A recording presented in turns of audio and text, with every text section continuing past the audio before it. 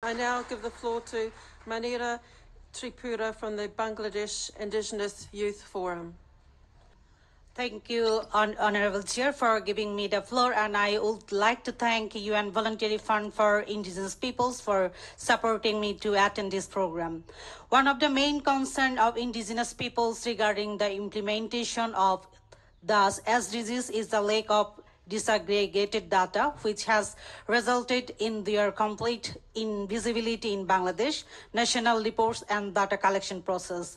Indigenous women suffer compound forms of discrimination in Bangladesh.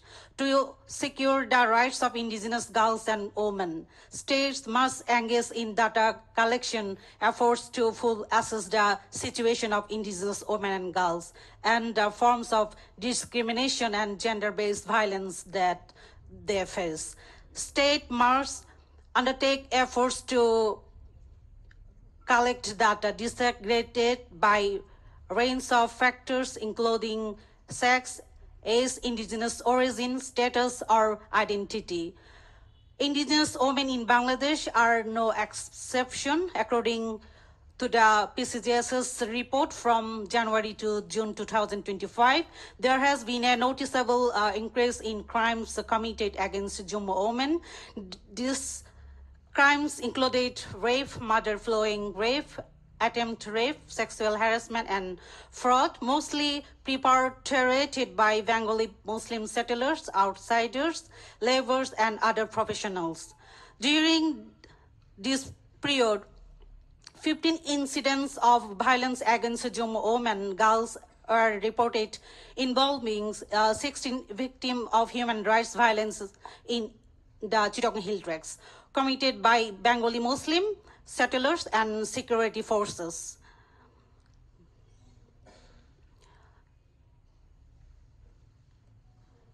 Indigenous women should have the right to protect data related to their traditional knowledge and sacred sites. In this context, we recommended the following to improve to our state. One, the government of Bangladesh must include an indigenous identifier in all official data collection process and ensure the availability of disaggregated data on indigenous peoples, particularly women and girls, in full partnership with indigenous institutions. This is essential for effective monitoring the situation of indigenous peoples and their access to basic service. Basic data collection concerning indigenous peoples must respect indigenous data sovereignty and adhere to ethical standards that safeguard traditional knowledge, culture, values, and human rights. Thank you. I thank you.